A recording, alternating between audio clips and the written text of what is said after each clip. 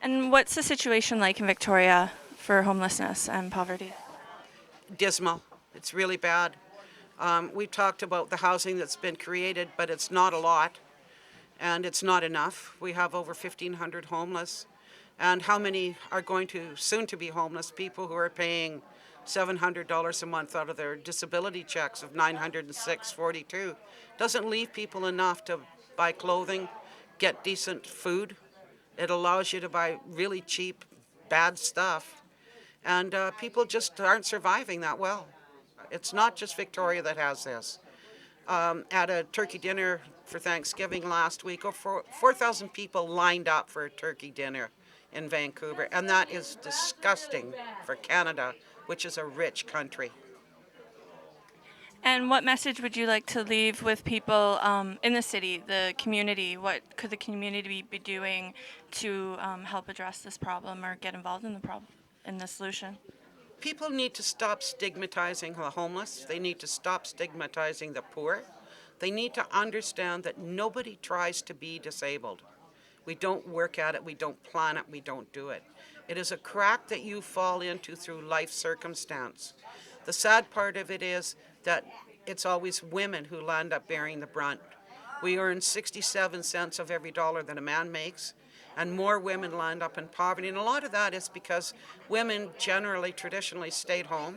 They didn't have their own pension plan. They didn't contribute to Canada Pension Plan. They raised kids. And those women, when they reach age 65, they don't have a huge pension plan that covers them. So they still remain poor as they become seniors. And seniors suffered in the cutbacks as well. They're now paying more for medication. Medications got delisted. For people who were receiving subsidies through medical insurance in British Columbia, the cuts affected how many chiropractic treatments, physiotherapy, podiatrist, and chiropractic treatments for keeping your body and at least maintaining your body health. It doesn't improve you, it maintains you. And for people who are outraged about this, what can they do to, to influence politicians, to influence the community? The poor don't become outraged because they're so busy trying to survive from day to day. It's hard to get up and go do your thing, go to a food bank, go to our place for lunch, go to another place for dinner, and just to continue. You have to work hard when you're poor. You have to work at getting your subsistence. You have to work at going to a food bank, at going to a community dinner. We had a lovely roast beef dinner on Friday night put on by one of the churches. I didn't go, I was too tired.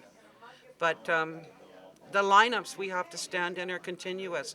Lining up for welfare checks, lining up for food, lining up for food banks, lining up for free dinners.